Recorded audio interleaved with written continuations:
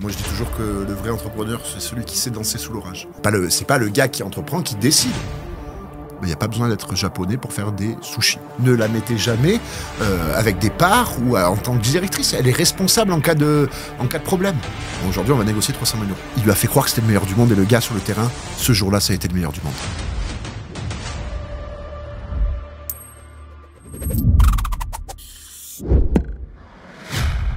Bonjour Vincent. Bonjour Valentin. Comment tu vas? Impeccable et ça. Ça me fait plaisir de te recevoir sur ce magnifique podcast. Ouais, qui j'espère va être ultra clivant, comme t'as l'habitude de l'être tous les jours. Je vais essayer d'être naturel et d'être comme il faut. T'en as jamais fait? Jamais. Première fois? Yes. Ce que je te propose, c'est que tu te présentes dans un premier temps. Ouais. Dire un petit peu ce que t'as fait, ton parcours scolaire. Voilà, qu'est-ce que t'as fait globalement dans ta vie pour en arriver jusque-là? Ok, parcours scolaire zéro, néant. J'ai arrêté l'école en seconde. Sportif, footballeur, centre de formation, mais un peu sauvage. J'ai fait un peu des bêtises, donc ça n'a pas duré bien longtemps. Puis après, il fallait gagner des sous. Quand on est jeune, qu'on habite dans le sud, qu'on veut un peu sortir, il fallait gagner des sous. Et puis quand tu habites dans un département comme le Var, les seuls endroits où tu peux gagner de l'argent, c'est souvent dans le tourisme ou la restauration. Donc plongeur, être cuisinier, serveur, chef de rang, directeur de salle, directeur de restaurant, pur saisonnier, ce qu'on appelle. J'ai fini ma carrière en Suisse et en Haute-Savoie. Puis après, j'ai monté ma boîte. Voilà. Quelle année? 2017. 2017. Ouais. Aujourd'hui, on est en 2025 et on a 6 établissements, donc pratiquement un par an, avec des beaux vaisseaux amiraux, que tu connais. Ouais. Voilà. Et on est en développement. Tu sais que moi, j'aime le temps long, que j'aime l'architecture, que j'aime construire les choses. Donc, c'est quand même pas mal, un restaurant par an. Beaucoup de structures dans ton groupe. Des chiffres qu'on dévoilera pas tout de suite. Ouais. Et globalement, en fait, si on peut faire une petite analyse de ta vie, ouais. T'as gravi tous les échelons. Ouais. De plongeur à maintenant boss de 10 sushis. Ouais. Donc finalement, est-ce que pour les personnes qui aimeraient se lancer en restauration en 2025, est-ce que quelqu'un qui n'a aucune expérience peut se lancer en restauration? Et est-ce que tu le conseillerais? Je le conseillerais pas. D'accord. Par contre, c'est pas à moi de donner des conseils aux gens. Je peux donner des conseils, mais c'est pas à moi de juger. Donc, s'ils ont la pugnacité, s'ils sont bien renseignés et qu'ils savent, qu'ils ont envie de mettre tout ce qu'il faut sur la table, allez-y. Allez-y. Donc tu déconseillerais pas? Je déconseille pas. Okay. Mais je veux qu'ils sachent qu'ils vont traverser des péripéties et des chemins lourds. Mais c'est comme ça qu'on voit un entrepreneur. Un entrepreneur, on le voit, c'est pas celui qui est bon quand tout va bien. Moi, je dis toujours que le vrai entrepreneur, c'est celui qui sait danser sous l'orage. Être un bon entrepreneur, c'est savoir danser sous l'orage. Ouais. Est-ce que tu as déjà affronté, est-ce que tu as déjà eu des échecs dans ta vie? Des tempêtes? Des tempêtes. Ah ouais. Si oui, comment tu les as surmontées? Ouais. Est-ce que tu aurais un exemple à nous citer? J'ai un bel exemple. Sortie Covid, donc nous, on est des spécialistes de la livraison. Et de la livraison interne, on le développera tout à l'heure, mais tu sais que sur tous mes établissements, moi j'ai un service de livraison que j'ai totalement inventé, qui m'appartient, les voitures m'appartiennent, les livreurs sont sous contrat. Donc pendant le Covid, on est resté ouvert, on a eu la bonne idée de rester ouvert, on a explosé. Seulement, on avait pris des habitudes en termes de staff et de demande, et en sortie Covid, quand tout est revenu à la normale, on n'a pas été assez réactif sur la perte de chiffres, notamment le midi, sur les services du midi. Et on a été staffé pareil. J'étais un peu moins rigoureux et donc, j'ai fait une année 2022 où on a perdu 200 000 € sur l'entièreté du groupe. Donc, c'était une vraie tempête. Ça fait du mal quand même de perdre 200 000 €. Ouais. Ça t'a impacté un petit peu psychologiquement ou pas plus que ça? Non, ça m'a impacté 5 minutes. Ok. 5 minutes. Après, j'avais qu'une seule solution, c'est de trouver des solutions pour rebondir, pour être fort. Et puis, il y a plein de solutions. Enfin, on a perdu 200 000 € sur une année. On en avait gagné avant. Les banques nous ont suivis. Elles ont toujours été là. J'ai été très réactif. Je me suis battu. On a restructuré. Et puis, on est reparti sur des indicateurs parfaits. Parce que je le répéterai jamais assez. La restauration, c'est les indicateurs. C'est 3 indicateurs. Pas 4, pas 2, c'est 3. Lesquels? La masse salariale, les achats, donc ta marge. Et puis, les autres charges externes, c'est-à-dire tout ce qui reste. Et ceux-là ne doivent pas dépasser certains montants pour réussir. Pour gagner de l'argent. Ouais. Et c'est le nerf de la guerre en restauration, comme dans tout business finalement. Ouais. Les avis clients influencent 90% des décisions d'achat. Mais comment en obtenir plus et en faire un levier de croissance? C'est là que The Gift Club intervient. Grâce à notre plateforme gamifiée, vos clients sont incités à laisser des avis Google en échange de récompenses. Résultat, des entreprises comme McDonald's, Pizza Time, Boulangerie Moderne, The Rosalia et bien d'autres encore ont vu leurs avis Google augmenter de 359 en moyenne par mois, ainsi qu'une croissance de chiffre d'affaires de 17% à 3 mois. Essayez gratuitement The Gift Club sur thegiftclub.io et boostez votre business dès maintenant. Ouais. Mais encore plus en restauration parce que les marges sont pas excessives. Donc non, alors la marge brute sur l'achat des matières premières, elle peut être un peu élevée. Mais par contre, il faut un savoir-faire pour faire des sushis. Nous, je suis dans le sushi. On va en parler après. Il faut un savoir-faire, il faut payer, il faut des outils, il faut des cuisines propres, il faut des voitures, il faut du personnel. Donc, en marge, si on parle sur la matière première, la marge est bonne, mais elle sert à payer tout le reste. Les salariés, les charges fixes, les loyers, etc., tout ce qui va avec. Surtout quand tu as un service de livraison interne, quand tu as internalisé ta livraison. Il y a une logistique, il y a un opérationnel, il y a du recrutement, il faut un responsable du parc automobile pour qu'il gère les véhicules, mais c'est comme ça aussi qu'on fait de la marge. Et vous êtes les seuls dans le sushi à avoir internalisé la livraison ou vous êtes plusieurs à... Non, je pense qu'on est plusieurs. Par contre, on est les seuls à avoir internalisé la livraison en voiture et à livrer jusqu'à 25 minutes ou 20 km de notre point de vente. Ça, okay. Je suis certain qu'on est les seuls. À la ronde, autour de tes différents points de vente. Ok. Ça, je suis sûr qu'on est les seuls. Parce que j'ai 30 voitures, 30 véhicules. Donc, j'en ai 10 à La Valette, 10 à Olioul, 4 à Marseille, 3 à Saint-Tropez, à Aubagne et puis à Toulon-Centre. Donc, je ne livre, moi, qu'en voiture. Uniquement en voiture, pas de scooter même à Marseille avec... Pas de scooter. Okay. Au départ, j'étais persuadé que qu'on réussirait en voiture. Après, j'ai écouté... vous savez, des fois, entreprendre, c'est savoir avoir le juste équilibre entre écouter et choisir. Entre écouter les autres et après choisir soi-même. Des fois, on écoute un peu trop les autres, des fois pas assez. Là, en l'occurrence, je les ai écoutés à Vincent, à Marseille. Puis au bout de 3 ans, Marseille, ils ne servent plus les scooters. C'est que des voitures. Okay. Parce que mon chiffre d'affaires est fait pratiquement le soir. Ok. Pas de bouchon à Marseille, contrairement, parce que moi je suis parisien. Ouais. Paris, c'est infernal, quoi. Oui, mais jusqu'à quelle heure? Même à 22-23 heures, si tu veux rentrer de Paris, c'est terrible, quoi. C'est pas le cas à Marseille. Je pense qu'il y a que Paris qui est comme ça. C'est pas le cas à Marseille. Donc, c'est la plus grande commune. C'est pas le cas.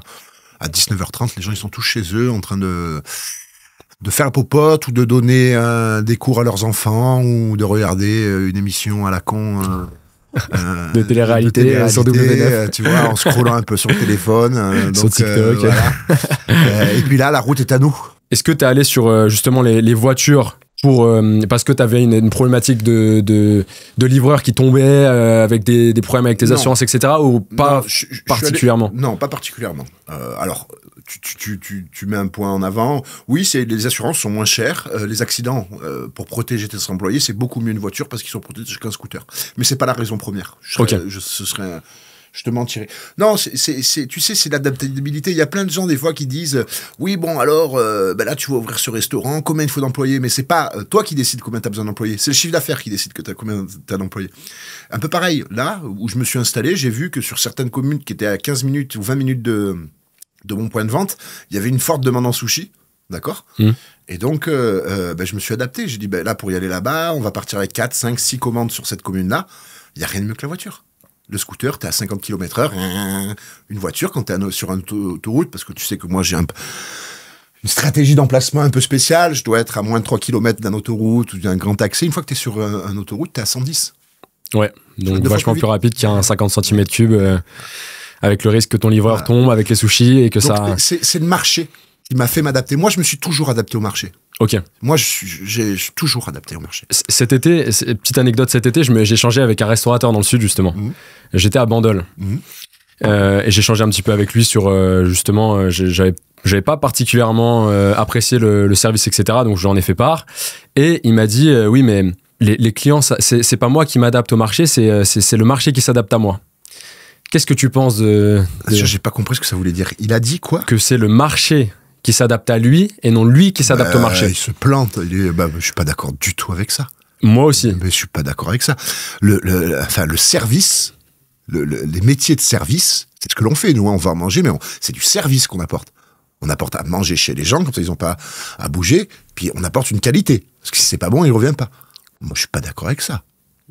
Le business dans la vie, c'est on s'adapte la plupart du temps au client. C'est pas le gars qui entreprend qui décide.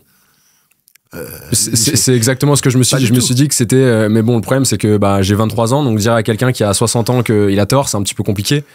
Donc j'ai changé, voilà. Ouais. Mais là, j'avais l'impression que c'était voué à rien. Je comprends, c'est parfois compliqué, mais tu penses que c'est même pas. Ouais, alors oui, c'est vrai qu'à 60 ans, c'est plus difficile à faire changer un mec de 60 qu'un mec de 25. Mais même des fois, il y a des mecs de 25 qui pensent qu'ils savent tout. Ouais. Donc là, franchement, il y a des fois, tu sais, moi, ce que j'ai appris avec l'expérience, c'est que j'ai une bande passante, j'ai de l'énergie, j'ai du temps.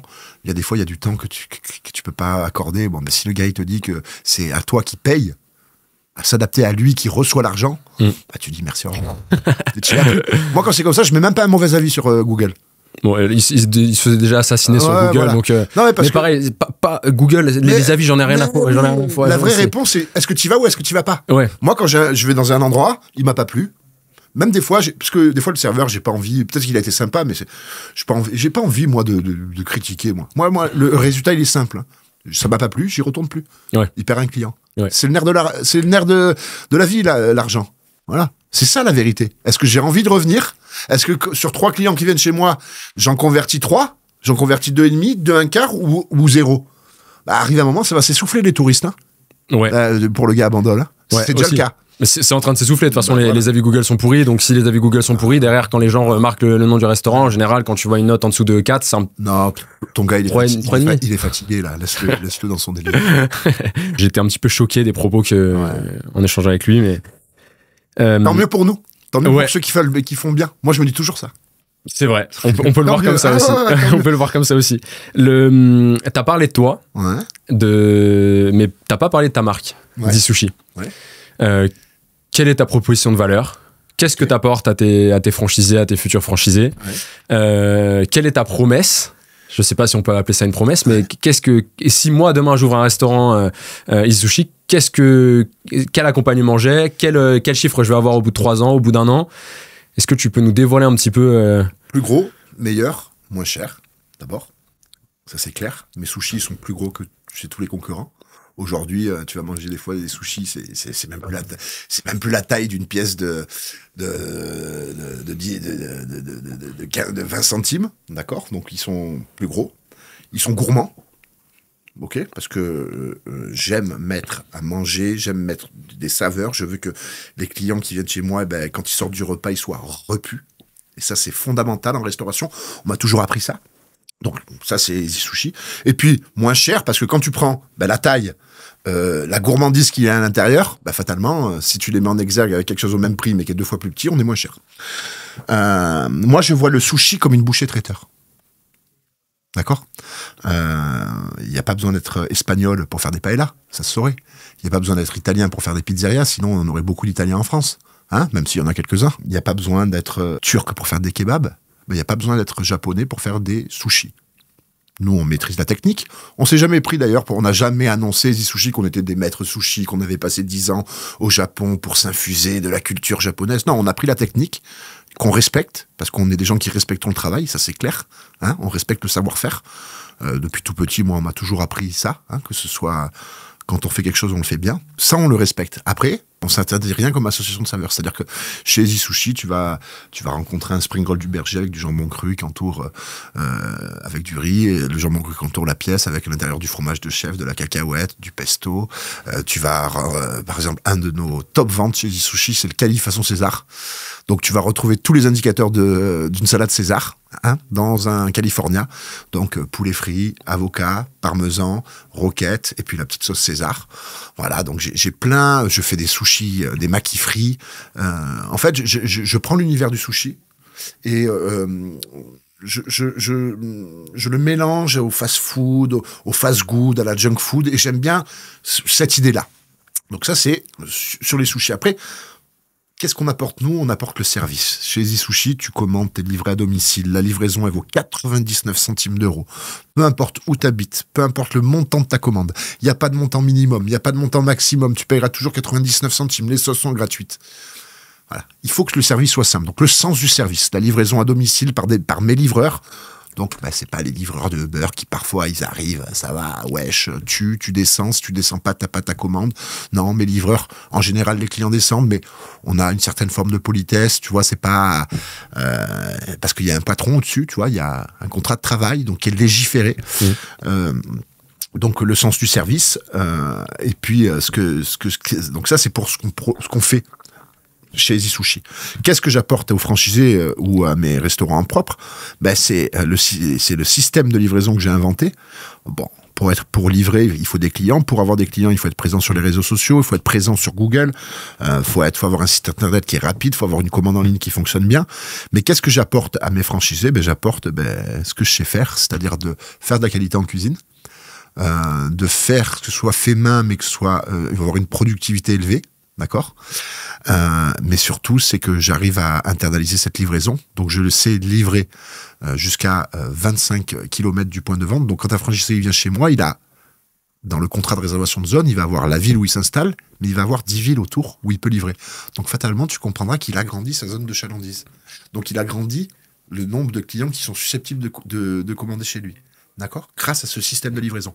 Quand chez Uber, alors tu négocies avec deux, ils vont te prendre 26%.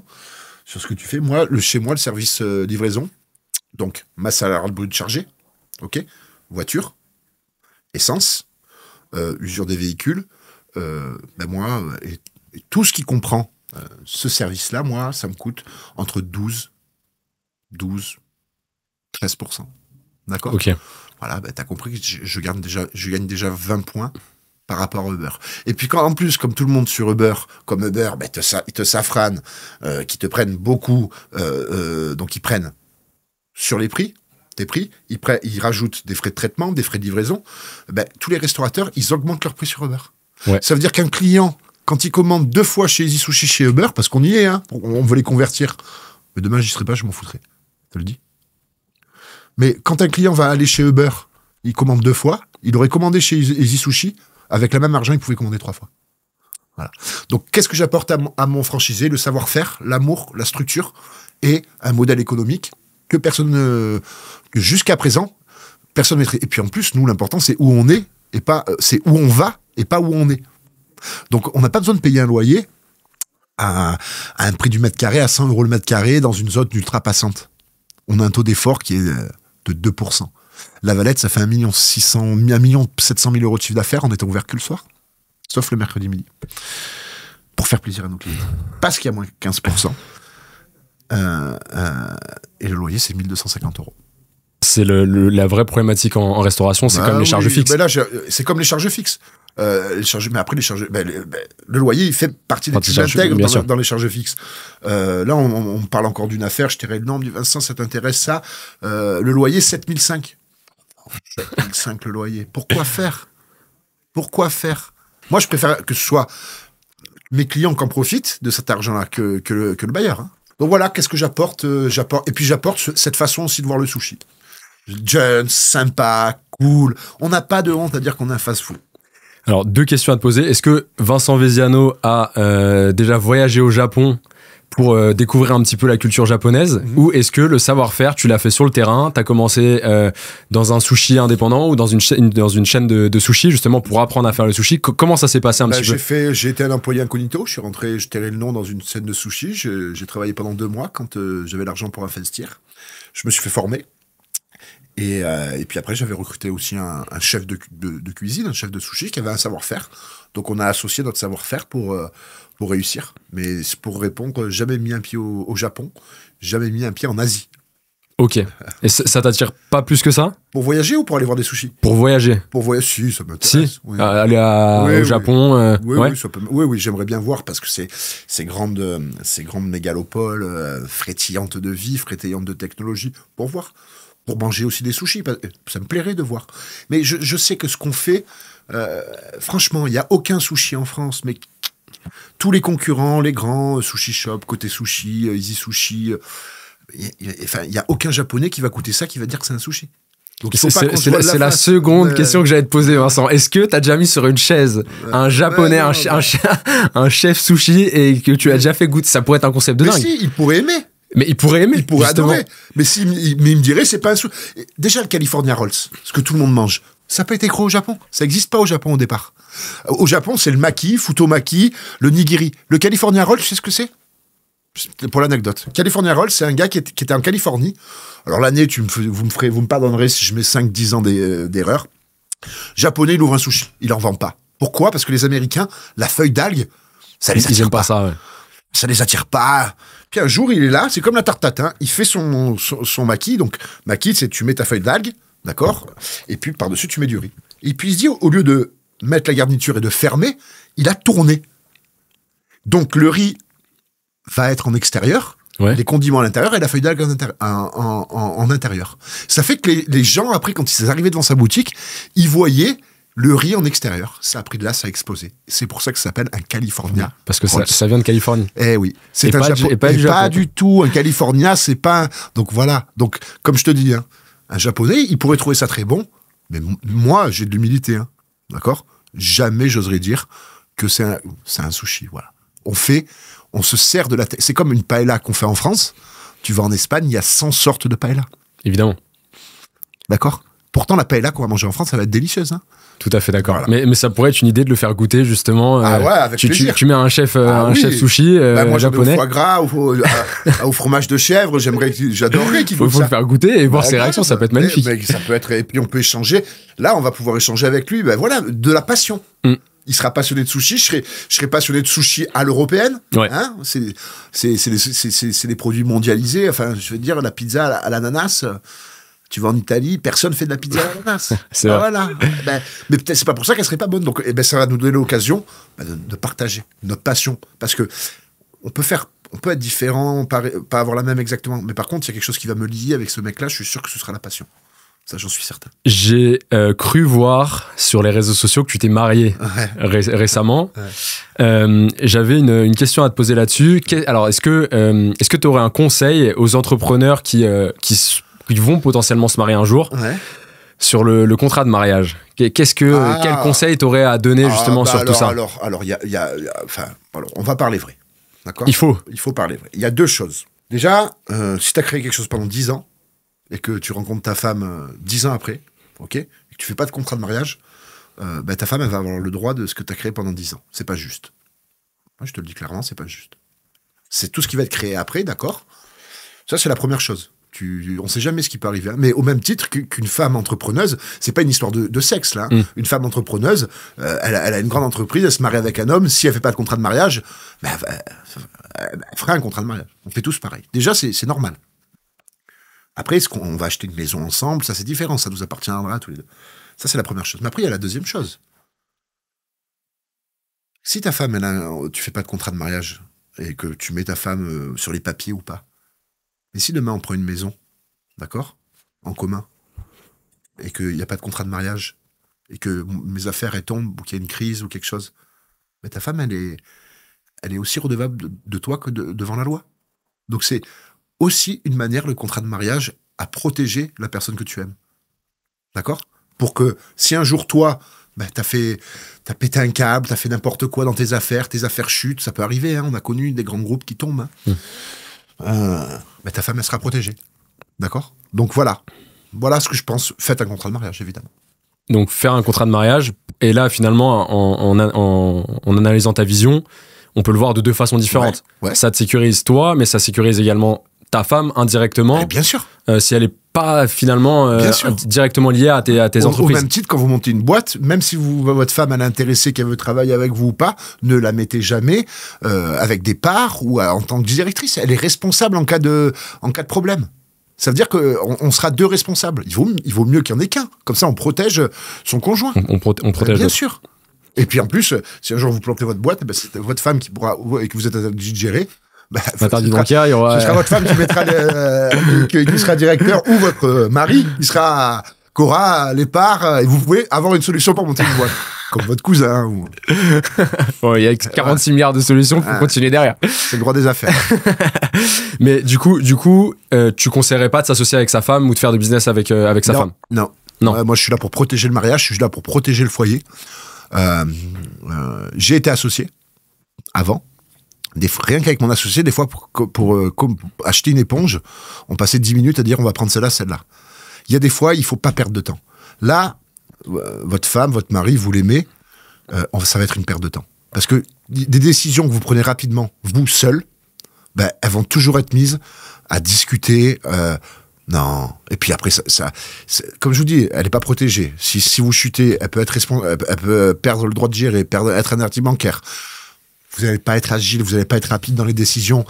Tout va se mélanger à la maison. Je suis sûr qu'il doit y avoir des stats, des gens qui bossent ensemble. Non, on sait pas. Donc tu penses que de s'associer avec sa femme ou avec sa copine, c'est une mauvaise idée, quoi qu'il arrive. Très mauvaise. Très mauvaise idée. Ok. Tu penses pas que concilier justement impossible de réussir. Non, c'est pas impossible. Il y a toujours. On est d'accord. Il y a toujours un facteur. Il y a toujours une exception qui confirme. Voilà, c'est ça, exactement. Mais je le déconseille. Pour moi, c'est non. Ok.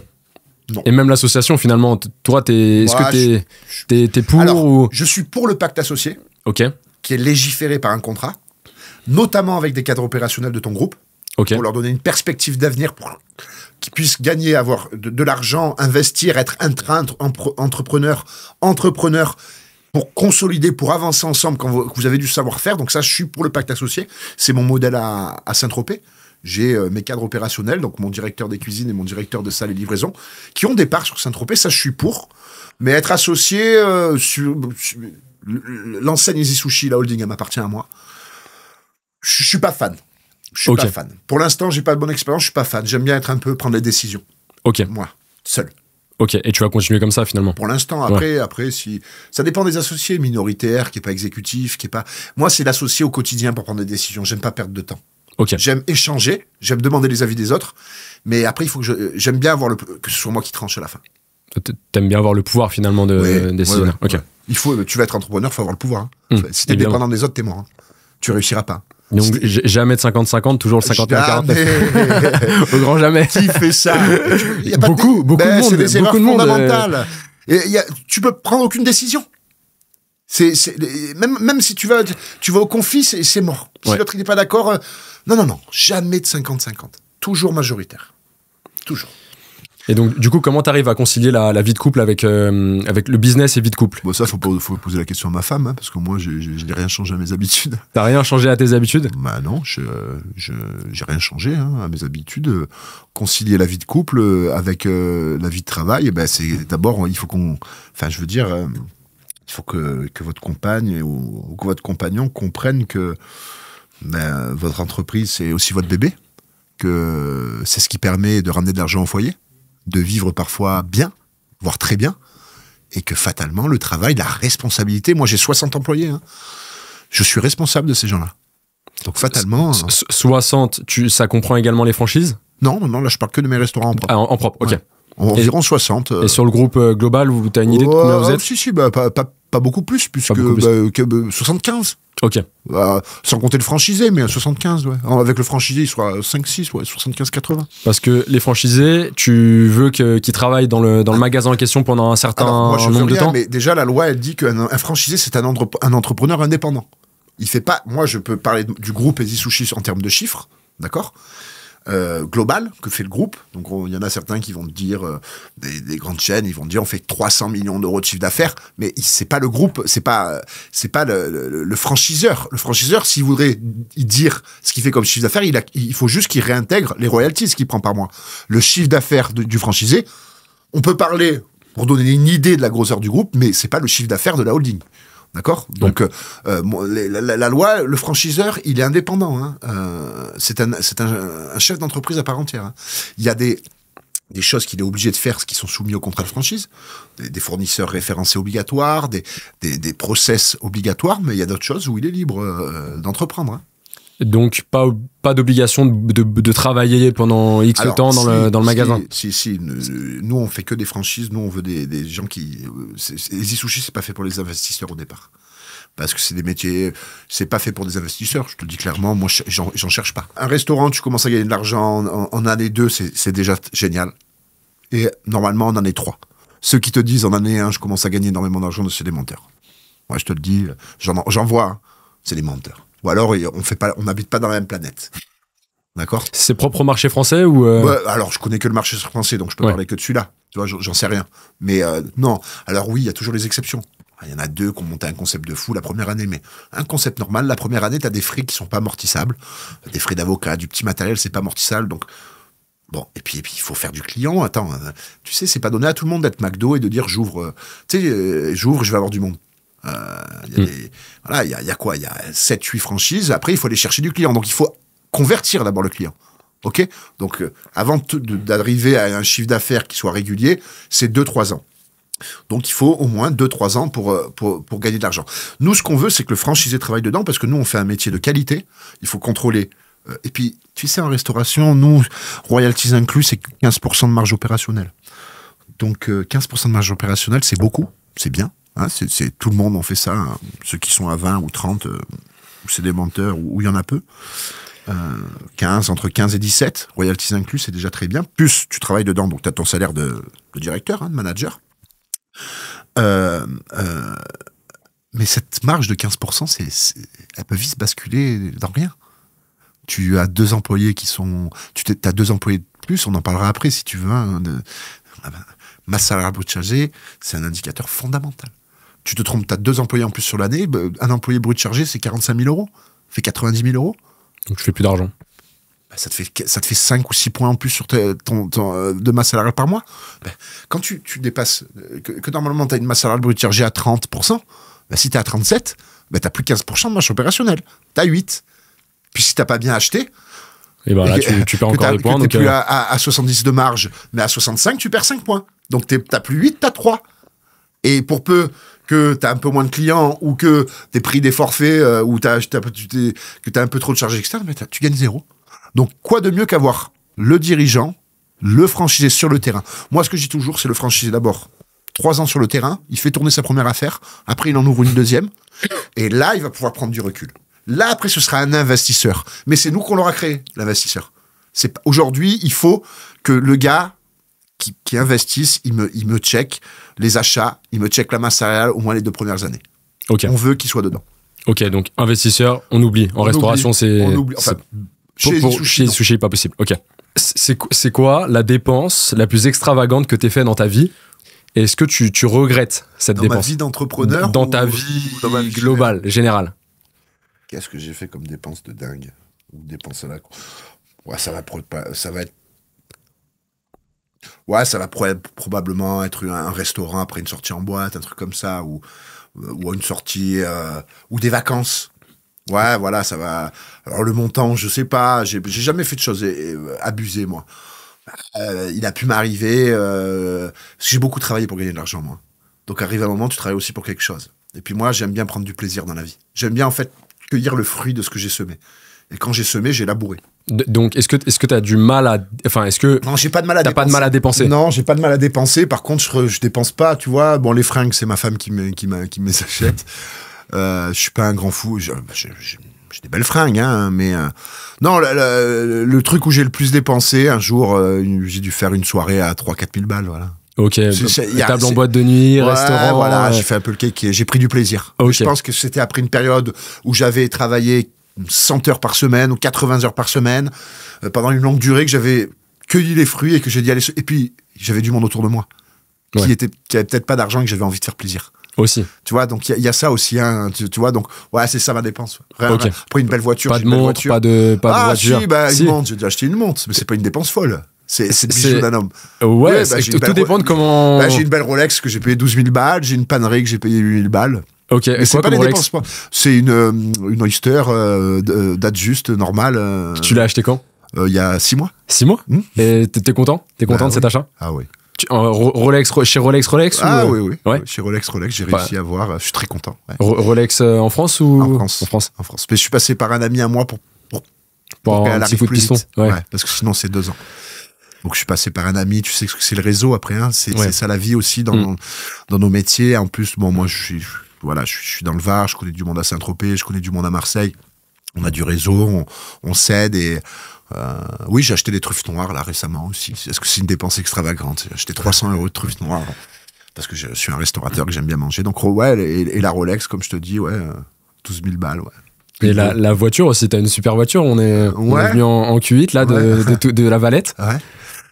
Ouais, c'est une donc t'aimes les belles choses. Mais est-ce que tu vois ça comme une dépense extravagante ou non? Juste, c'est pour ça que je te les ai pas cités parce que pour moi c'est pas une dépense. C'est pas une dépense extravagante. Non, c'est déjà une belle voiture.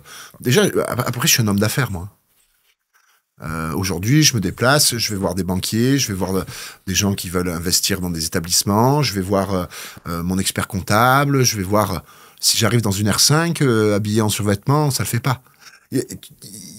Il faut quand même arriver avec une certaine, tu vois, ça envoie un message. Tu penses qu'en 2025, ça a toujours un impact de sûr. comment on s'habille, comment on roule la montre Alors, dans le business, la montre chez les hommes, c'est important. Ouais. Parce qu'on va toujours regarder la montre qu'il y a au poignet. Ok. Toujours. Et la voiture, bien sûr. Ça assoit un homme. Ok. Ça assoit un homme. Je vais négocier avec toi. T'es un fournisseur. Je veux t'acheter des produits. On va parler d'un contrat à 300 000 euros. D'accord ? Bon, aujourd'hui, on va négocier 300 000 euros. Il faut quand même que j'arrive avec une belle voiture. Si j'arrive en Renault 5, le mec, il va me dire, est-ce que vous avez les fonds, monsieur ? Ça rassure. C'est vrai. Je suis désolé, ça rassure. C'est vrai. Quand quand on est là, il faut rassurer. Et rassurer, c'est un état d'esprit, la politesse, une prestance, mais c'est aussi comment t'arrives. Si t'arrives en 206, avec des enjoliveurs, avec les phares qui tombent, et que tu veux dire à ton fournisseur, je vais vous acheter ça, mais faites-moi un délai de paiement sur un mois, le mec, il va schizer. Ah, il y a l'impalpable dans la vie. Les relations humaines, le sens du service, c'est l'impalpable. Non, c'est vrai. Après, quand on regarde un petit peu Mark Zuckerberg qui s'habille en Décathlon, Elon Musk qui s'habille en je sais pas quoi, ils roulent en taxi, ils ont pas de voiture. Ouais, mais ça, c'est des niches, c'est des mecs qui ont fait péter 2 milliards en un an, quoi. Tu vois ce que je veux te dire? C'est monté tellement haut que t'as pas besoin d'arriver avec une belle voilà. À ce niveau-là, Mark Zuckerberg, tu dis, je suis Mark Zuckerberg, il arrive en Renault 5, ce sera peut-être fun. Ouais. Tu vois, à la limite. On va le voir. Parce qu'il en est là. Tu vois? C'est pas pareil que moi où j'en suis. Moi, j'ai 7 restaurants qui tournent bien, mais...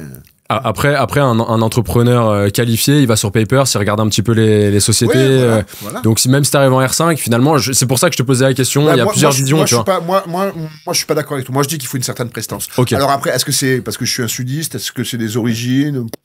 Franchement, on ferait des parallèles ou on ferait des raccourcis. Non, je pense que c'est important. Je pense que ça rassure. Enfin, et puis je l'ai constaté. Hein. Je l'ai déjà constaté. Quand t'arrives à un endroit, que t'es bien habillé, que t'arrives avec une voiture, bon. On te prend plus au sérieux. Oui. Ouais, ok. Tout à fait. Est-ce que t'as un regret dans ta vie perso ou une décision que t'as prise finalement, que t'aimerais nous communiquer aujourd'hui justement pour... J'ai 1000 regrets, j'ai pas de remords. C'est-à-dire que les regrets que j'ai eus, c'est parce qu'il a fallu que je me brûle. Donc j'ai pas de regrets. Pas d'échec marquant où t'as pris un petit peu de recul et tu t'es dit ok, j'aurais pu faire comme ça plutôt. Oui, pas d'échec marquant. Des moments où je me suis dit oui, j'aurais pu faire mieux, j'aurais pu faire ça. Ça s'appelle l'expérience et ça s'appelle s'améliorer. Mais j'ai pas de regrets parce que toutes les erreurs que j'ai faites m'ont servi. Toutes. Il n'y en a pas une que je regrette.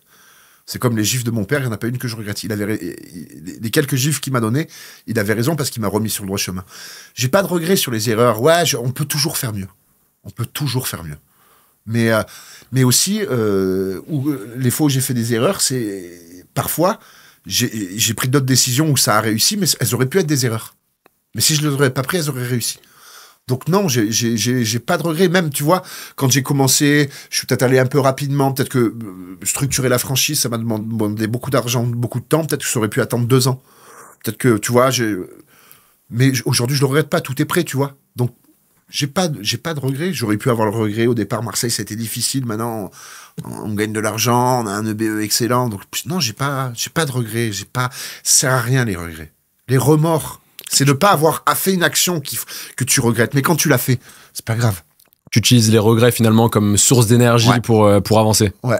Et je pense que c'est ce qui fait la faculté des plus grands entrepreneurs, c'est d'utiliser les échecs comme énergie pour continuer à avancer. Être entrepreneur, ça veut dire quoi pour toi? Ça veut dire être fortif. Ça veut dire se battre, ça veut dire se lever, ça veut dire ne pas avoir peur, ça veut dire assumer, ça veut dire aimer le client, ça veut dire aimer son produit. Je te le dis toujours, je te l'ai déjà dit, Valentin, le but, c'est de bien travailler et le résultat, c'est l'argent. Celui que son but, c'est l'argent, il se plante. Il manque une étape. Le but, c'est de bien faire son travail. Donc, être entrepreneur, c'est de se lever tous les jours, vouloir bien faire son travail, vouloir respecter son personnel, il vaut bien. D'accord? C'est aimer le personnel qui travaille dur. Et comme je te le disais, un entrepreneur, il va se lever le matin, il sait qu'il va prendre 10 taquets. C'est normal, c'est obligé. Tu vas avoir... tu vas recevoir un contrôle URSSAF un jour, un matin, tout va bien. C'est notre quotidien. D'accord? Être entrepreneur, c'est quelqu'un de pugnace. C'est quelqu'un qui veut réussir. C'est quelqu'un qui a l'âme en feu. Qui aime gérer des problématiques au quotidien. Oui. Si t'aimes pas gérer des problématiques au quotidien, moi, ne deviens pas entrepreneur. Je serais alcoolique ou je serais triste. Si j'aurais pas le sel d'entrepreneur, il me manquerait quelque chose. C'est quoi ta routine au quotidien, ta routine d'entrepreneur? Parce que sur les réseaux sociaux, on nous dit, écoutez, il faut se lever à 6h du matin, il faut prendre une douche froide, aller courir 5 minutes. C'est du carnaval. Alors, se lever tôt, moi, je suis toujours levé entre 4h45 et 6h15. Tout le temps. Même le week-end. Enfin, pratiquement tous les week-ends. Est-ce que tu mets un réveil? Non, je me réveille tout seul. Te réveilles tout seul, quasiment tout seul. Des fois, si je me couche un peu tard, je le mets, mais comme je me couche tôt, moi, tu sais, à 9h30, j'ai mangé la soupe. Et au lit directement. Ouais, parce que moi, déjà, j'aime bien me lever tôt. C'est le matin que je crée. Et j'ai besoin de mes 6h, 7h de sommeil. Et puis, j'aime bien me coucher tôt. Je trouve que je gagne du temps. Alors après, ma routine, ça va peut-être vous choquer, mais moi, ma routine, c'est simple. Hein, c'est 4 cafés, 4 clopes. Hein. Tu te réveilles, c'est café clope d'entrée de jeu? Non. Je me réveille. Je prends mon téléphone. Okay. Première chose, les groupes WhatsApp du groupe. Est-ce que les employés vont bien? Est-ce que tout s'est bien passé? Les chiffres d'affaires de la veille, sur tous les établissements. Clac, WhatsApp. Deuxième chose, tout ça en allant aux toilettes. Hein. Deuxième chose, les comptes en banque. D'accord? Toujours, tous les matins, je vois tous les comptes en banque de mon groupe. C'est comme ça. Tu regardes quoi, les écritures bancaires, qu'il n'y ait pas des sorties d'argent? Je suis à combien en trésorerie sur ce restaurant-là, sur celui-là? Est-ce que ça s'est rentré? Est-ce que cette dépense-là, elle est partie? J'adore ça. Moi, j'adore maîtriser. Donc, ça. Après, mon premier café, allongé. Je suis dans mon salon. Je trempe les lèvres dans mon café. Et là, je te fais une Marlboro Light bien passée. Un bon petit verre d'eau avec quelques vitamines, ça c'est... Ah, tu prends des compléments alimentaires quand même. Je prends des compléments Café alimentaires. clope, mais des compléments alimentaires. Voilà. Après, l'équipe, je dis l'équipe tous les jours, je suis un passionné de sport, mais je suis passionné, moi, de l'histoire dans le sport. C'est-à-dire que, par exemple, j'adore, justement, parce que moi, je fais souvent le parallèle entre l'entrepreneuriat et les grands managers dans le sport. Claude Onesta, dans le handball, Mourinho, tous ces mecs-là ont fait le même métier. Mourinho, quand il arrive en finale de la Coupe de la Champions League, il avait un arrière droit. Qui était probablement pas le meilleur du monde. Par contre, il lui a fait croire que c'était le meilleur du monde. D'accord? Il lui a dit, il lui a fait croire que c'était le meilleur du monde et le gars sur le terrain, ce jour-là, ça a été le meilleur du monde. Être manager, être entrepreneur, c'est motiver les équipes, leur donner des objectifs. Moi, je suis toujours persuadé que la même personne, tout dépend du manager, la même personne, tu peux la laisser ce qui est là ou tu peux la laisser aller en haut de la montagne. Pas tous, hein. Pas toutes les personnes. Il y en a qui sont bons à rien, mais il y en a qui sont géniaux. Donc, t'as pas de mal en tant que patron d'aider tes salariés. S'il y a un problème, dans un restaurant, tu mets là. Ce n'est que ça, être manager. T'as pas cette vision du patron qui reste dans les bureaux, qui passe des coups de fil. Donc, il faut aller sur le terrain et il faut montrer l'exemple, il faut les soutenir quand ils sont dans le dur. Faut montrer, c'est ça le sel de l'entrepreneur. Il faut savoir tout faire. Faut être là, mettre la main à la pâte. Des fois, je fais même semblant. J'arrive dans un restaurant, je fais semblant de faire un coup de balai. Le message que j'ai juste à leur envoyer, c'est regarde, je fais comme toi. Je suis pas un autre. Mais tu te mets à leur niveau. Bien sûr. Mais donc t'as cette vision-là. Oui. Pour en revenir à la routine, donc l'équipe, tous les jours je lis l'équipe, pour ce que je t'ai dit. Donc je t'ai dit les groupes WhatsApp, les comptes. Après les mails. Après la création avec mes clopes et mon. Je pense à. Pas de téléphone. Est-ce que tu te poses sur ton balcon, tu regardes la mer et tu réfléchis? Non, je fais que marcher. Ah, tu marches, ok. Ouais. Je marche avec mon café, ma clope, j'ai mon téléphone. Moi, quand je suis au téléphone, je sais pas rester en place. Ok. Et le matin, c'est pareil. Je marche dans mon appartement. Ok. C'est une façon de faire du sport. Oui. oui. Mais alors là, pas de sport, j'en ai pas besoin. Il y en a qui l'ont besoin, mais c'est ce triptyque, dire que le chef d'entreprise, c'est un être humain. Hein. Il n'est pas obligé de manger des légumes, faire du sport, aller boulonner. Je veux dire, il faut vivre. Hein. Moi, je travaille pour vivre. Hein. Pour bien vivre. Pour bien vivre. Est-ce que tu crois en la chance ou est-ce que tout est une question de travail et de stratégie? Alors, si je dois choisir entre les deux, je préfère le travail et la stratégie. D'accord? Mais il y a quand même une part de chance dans la réussite? Probablement. Mais c'est pas beaucoup. Hein. Tu crois en Dieu? Oui. Ok. Fondamentalement. Quelle religion? Je suis chrétien. T'es chrétien, ouais. Ok. Donc, est-ce qu'il y a des moments dans ta vie d'entrepreneur où tu t'es... Ouais, ça m'est arrivé. Ok. Ouais, ça m'est arrivé des fois quand j'étais dans le dur, j'allais chercher un peu de réconfort, j'allais à la messe le dimanche. Ok. Ouais. Mais ça t'a fait du bien, ça t'a... oui. Ok. Mais après, moi, j'aime les 3 grandes religions monothéistes. Hein. Je suis tout à fait capable d'aller dans une mosquée et ça va me faire le même bien. Ok. ou dans une synagogue. J'ai des amis. Ma femme est musulmane, elle est tunisienne. J'ai des amis qui vont à la synagogue. Je les aime et on s'aime. Ok, donc tu penses quand même qu'il y a une part de chance dans la vie, que c'est pas que le travail acharné qui paye. Mais je pense que c'est plus le travail acharné, par contre. Mais je pense que des fois, il faut un petit... En fait, ce que je pense, c'est que quand tu prends des bonnes décisions, j'ai souvent vu quelque chose, Valentin. Par exemple, des fois, j'avais des collaborateurs qui étaient pas bons, qui me rendaient fou, ou qui étaient pas au niveau, ou qui me mentaient. Et tu sais, tu connais le droit du travail, c'est toujours compliqué parfois quand tu es dans des CDI pour se séparer ou pour se trouver des bons... Et j'ai souvent vu quelque chose, par contre, pour parler de la chance ou de Dieu, c'est que les moments, à chaque fois que j'ai pris une décision qui était lourde à prendre, c'est-à-dire se séparer de quelqu'un, même avec un risque prud'homal, ou que j'ai pris des décisions fortes, tu vois, c'est des décisions qui sont typiquement des décisions d'entrepreneur. Que quelqu'un dans la vie, il n'apprendrait pas la décision, tu vois, il fuirait, mais que nous, on est obligé de prendre, parce qu'on est responsable de plein de choses. À chaque fois que j'ai pris des décisions fortes, Valentin, pas plus tard que 2 jours après, il m'est arrivé des opportunités de dingue. Ok. Et ça m'est arrivé il n'y a pas longtemps encore. J'ai pris une décision forte un jour sur un collaborateur. 2 jours après, j'ai eu une opportunité pour un business, mais un truc de fou. Et ça me l'a toujours fait. À chaque fois que j'ai pris des décisions que Dieu ou que l'entrepreneuriat m'obligeait de prendre, que l'intelligence d'entrepreneur que je devais prendre et que j'ai prise, derrière, j'avais les opportunités. C'était comme une réponse de Dieu ou de quelque chose qui me disait... Quand tu prends les bonnes décisions, je suis là. Je te récompense d'avoir pris une bonne décision. Ouais. Ok. C'est pour ça qu'il faut être fort. Il faut savoir prendre des décisions. Il n'y a rien de pire que quelqu'un qui ne décide pas.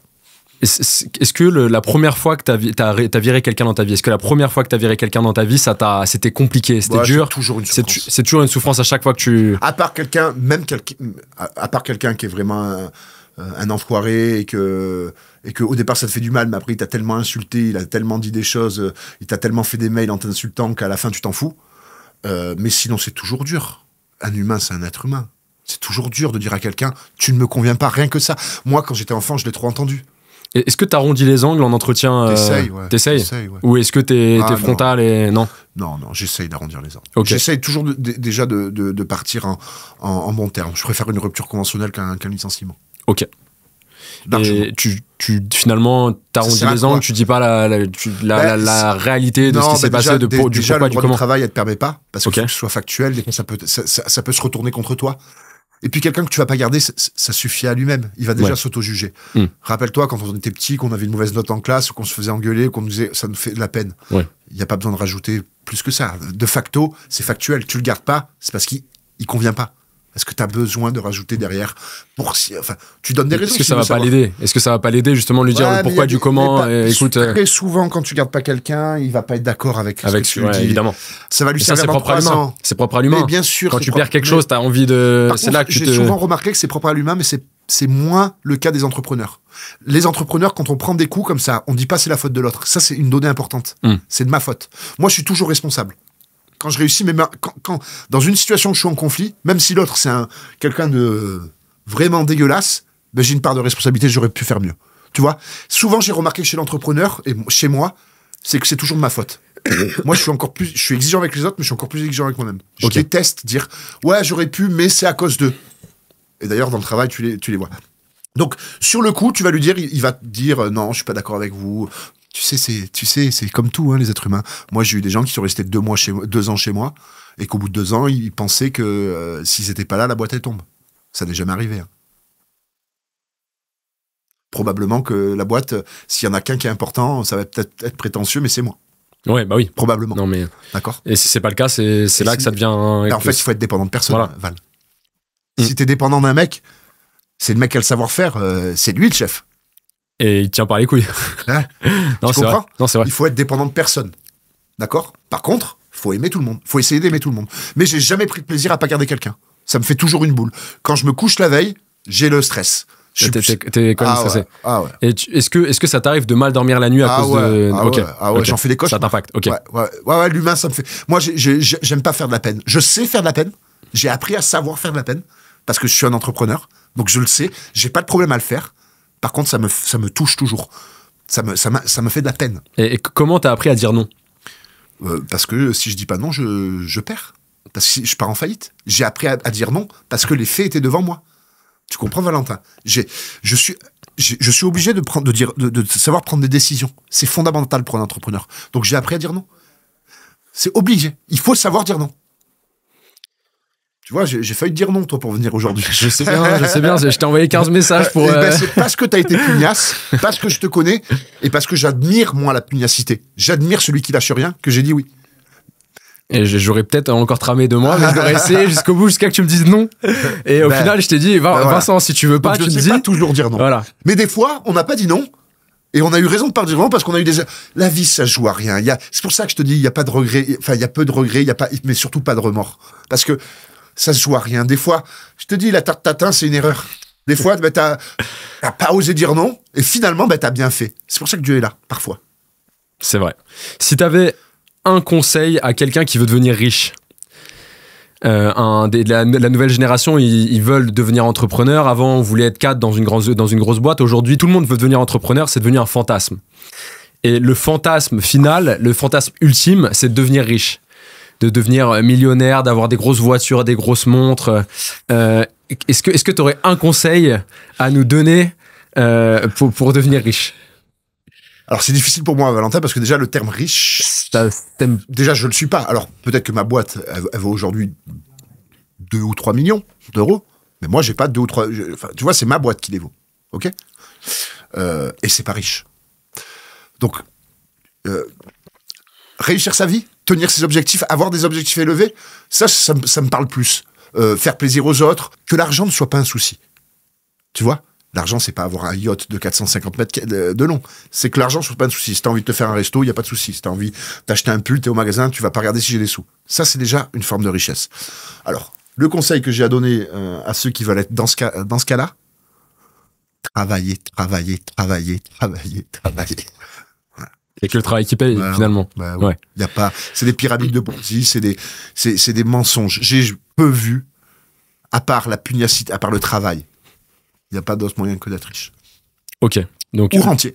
Ou rentier. ou hérité de millions d'euros de papa. Ouais, évidemment. Mais quelqu'un qui est self-made, qui n'a pas hérité, qui part d'en bas, comme toi finalement, le conseil que tu aurais à donner, c'est travailler. En fait, je vais te donner l'image. Travailler et être pugnace. C'est-à-dire que des fois, tu vas être à 2 doigts d'abandonner. Tu l'as jamais vu, cette image du gars qui est dans le tunnel? Il est dans le tunnel, tu vois, il creuse, il y a un diamant, où il y a une sortie, tu vois. Et en fait, il arrête alors qu'il était à ça. Mais en fait, il faut jamais arrêter. Va jusqu'au bout que ce que tu peux pour réussir. Va jusqu'au bout. Ok. Et du coup, pour compléter, est-ce que l'argent fait le bonheur pour toi? Oui. Ouais. Oui. Alors, ça contribue au bonheur? Évidemment. Ok. Évidemment. Moi, j'ai souffert du manque d'argent. D'accord. Donc maintenant, est-ce que justement le fait d'avoir souffert à une époque, est-ce que aujourd'hui, quand tu dépenses ton argent, tu fais pas un peu plus attention? Non, au contraire, justement. Au contraire. Moi, je suis pas un dépensier dans des trucs. Ce que j'aime, c'est de pas manquer dans ma journée. Ok. Quand je vis, c'est ne pas manquer. Je suis pas un mec qui va acheter une veste à 4 000 $ ou 4 000 euros. Ça t'est jamais arrivé d'aller chez Louis Vuitton Si, mais j'ai acheté plus pour ma femme. Ok. Déjà. Et moi, je me suis pris un sac Louis Vuitton. Tu sais, l'autre fois, je suis allé à Saint-Tropez dans les boutiques où tu sais, tu fais du dépôt-vente. J'achète là mes trucs Vuitton, moi. Ok. Ça m'est jamais arrivé de dépenser 5 000 balles pour un sac ou une veste. Jamais. Ok. Jamais. Ce que j'aime bien, c'est dans ma journée, dans le plaisir, c'est de dépenser comme ça. Tout à l'heure, tu parlais justement que ta femme t'achetait tes vêtements. Mm-hmm. Le 50-50 dans un couple. Ouais. Il faut qu'on en parle. Qu'est-ce que t'en penses? 50-50. Le 50-50 dans les finances d'un couple. C'est un vrai sujet aujourd'hui. Moi, je suis pour le 50-50 dans le couple. Ok. Mais par contre, dans les 2 50 de chacun, il n'y a pas la même chose. Ok. Développe, parce que du coup... Moi, je suis un peu à l'ancienne avec ma femme, on est un peu à l'ancienne. C'est que c'est moi qui vais chaffer, qui ramène l'oseille, et puis elle va s'occuper du foyer. Alors là, il y en a qui vont réagir, mais nous, c'est ce qui nous plaît à nous. Hein. On l'oblige à personne. Hein. Ok. Nous, ça nous plaît comme ça. Ma femme, elle aime bien s'occuper du foyer, s'occuper d'elle. Hein. Aussi, hein, parce que c'est ça. Et puis, on est un peu... Moi, j'ai été élevé par mes grands-parents, ma femme, peut-être de sa culture, ça lui convient comme ça. Voilà. Donc, nous, on n'a pas 50... Non, au niveau de l'argent, c'est moi qui ramène le plus d'argent. Mais ma femme, elle me ramène plein d'autres choses que moi, je ne lui ramène pas. Et on trouve notre équilibre. Ok. Voilà. Alors après, j'aurais pas d'avis sur les autres parce que franchement, chacun fait comme il veut, en fait. Tu vois. Ok. Franchement, chacun fait comme il veut là-dessus.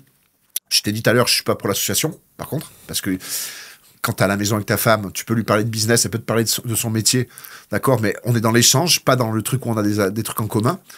Donc je suis pas pour l'association, mais je suis pour l'association voilà, moi je ramène de l'argent, elle ramène autre chose, et puis on trouve un équilibre qui est bien là-dedans. Ok, donc voilà, plus trouver un équilibre, il n'y a pas de règles particulières, chacun fait... Après, si ma femme, elle aurait voulu gagner plus que moi, tant mieux, hein, ça m'aurait pas dérangé. Il n'y a pas de souci. Pas d'ego. Oh non, ok. Non, franchement, parce qu'il y a quand même ce truc de si l'homme ramène pas plus que la femme, c'est un petit peu... Ouais, mais moi j'ai beau rôle, tout va bien pour moi, je gagne bien ma vie, donc te dire pas d'ego, là c'est facile. Probablement que si ma femme gagnerait beaucoup plus que moi, je serais mal à l'aise. Ok, et pour toi, bien gagner sa vie, c'est quoi? Je t'ai dit, c'est de pouvoir dépenser de l'argent sans compter. Sans faire de choses extraordinaires. Ok. Mais c'est les petits plaisirs du quotidien. J'ai envie de me faire un resto, j'ai vu un beau pull, je l'achète, j'ai envie de faire de l'essence, je l'achète. Je vais manger avec ma mère ou mon frère qui ont un peu moins d'argent, je paye le resto. Tu vois, finalement, est-ce que c'est pas le but d'une vie, ça, de faire plaisir aux autres, plus que de se faire plaisir à soi. Les deux, voilà, la maison, une belle maison, pouvoir aller à la plage, faire un beau resto à Saint-Tropez quand on a envie l'été, j'adore ça. La maison, une belle voiture, une belle montre, voilà, c'est ça mes plaisirs, moi, c'est ça l'argent, et manquer de rien. Moi, j'ai souffert de manquer. Ok. Quand j'étais jeune, j'allais au collège, je voyais mes potes, ils avaient des Air Max. Moi, je demandais à mon père, il n'y avait pas ce qu'il fallait. Donc, et ça m'a donné une énergie folle. Je pense que aujourd'hui, je suis entrepreneur comme ça, j'ai réussi, je me suis battu comme ça. Je pense que ça vient aussi de ces traumatismes-là. Et est-ce que tu as cette peur de retourner à la case départ Oui, longtemps je l'ai eu, mais là j'ai quand même maintenant des petites sécurités. Ok, c'est-à-dire plus d'épée Damoclès au-dessus de la tête. Un peu moins, parce que avec le savoir-faire, avec ce que j'ai créé, je fais quand même 5 millions d'euros de chiffre d'affaires. Voilà, avec ce que j'ai créé, je trouvais toujours une place comme employé, comme directeur dans une boîte. Parce que j'ai un gros savoir-faire, je sais gérer la SAS, elle a plus de secret pour moi, je sais lire des bilans, tu vois ce que je veux dire, je sais faire des contrats de travail, je sais recruter, donc 4000 balles, je les gagnerai toujours maintenant. Directeur dans une société où... Ouais, non, c'est vrai. Franchement, moi, c'est... Voilà, il n'y a pas d'autre... 10 ans d'une boîte comme la mienne qui fait de la renta et tout ça, je peux être directeur. Donc, déjà, tu vois, j'ai ça. Après, j'ai des sécurités. Je connais le monde d'Internet, je connais le monde des sites Internet. Je suis un peu moins stressé qu'avant. Ok. Donc, plus cette peur de retourner à la case départ. Un peu moins parce que j'ai été dirigeant pendant 10 ans d'une boîte. Vincent, on est sur la fin. Yes. Merci beaucoup. Merci d'avoir participé au podcast. Je te remercie infiniment. J'y ai pas cru. J'y ai pas cru. Tu me répondais pas? Je suis là. Au final, j'espère que ça t'a plu. Ouais, ça m'a plu. Et puis peut-être qu'on aura l'occasion d'en refaire un jour. On a quelque chose à faire d'autre avant. Ce qu'on a dit tout à l'heure. On finit sur si vous avez aimé le podcast, mettez des petites questions en commentaire. On pourra potentiellement y répondre un jour si on refait un épisode ensemble. Bien sûr. Likez, commentez, abonnez-vous. Suivez Vincent Veziano, on peut te suivre où? Alors, moi, ce qui m'intéresse, c'est ma boîte. Donc, suivez Easy Sushi sur Instagram, Easy Sushi, Facebook, Easy Sushi. Puis moi, c'est Vincent Veziano. Je suis un peu vieux jeu, j'ai pas d'Instagram parce que je me sers de l'Instagram de ma boîte. Donc, j'ai que Facebook. Vous pouvez me suivre. Donc, allez le suivre sur Instagram, allez le suivre sur Facebook. Donnez-lui un maximum de force pour ces différentes sociétés. Et puis, merci de nous avoir écoutés. On se retrouve bientôt pour un nouveau podcast. À bientôt. Merci Vincent. Les modes de consommation vont changer de toute manière. Celui qui trouvera le bon mode de consommation plus tard va sûrement être très riche. Tout à l'heure, tu parlais de service à table. Tu y crois toujours? J'ai du mal avec le service à table parce que c'est pas dans l'esprit street food. Si t'es entouré de 4 entrepreneurs millionnaires, tu deviendras pas millionnaire. Pas du tout. Okay. Pas du tout. Sauf si chacun d'entre eux te donne 250 000, là ouais. Quel conseil tu donnerais justement aux futurs influenceurs qui aimeraient lancer leur marque de food? C'est vous lancez pas parce que j'ai un business à faire tourner.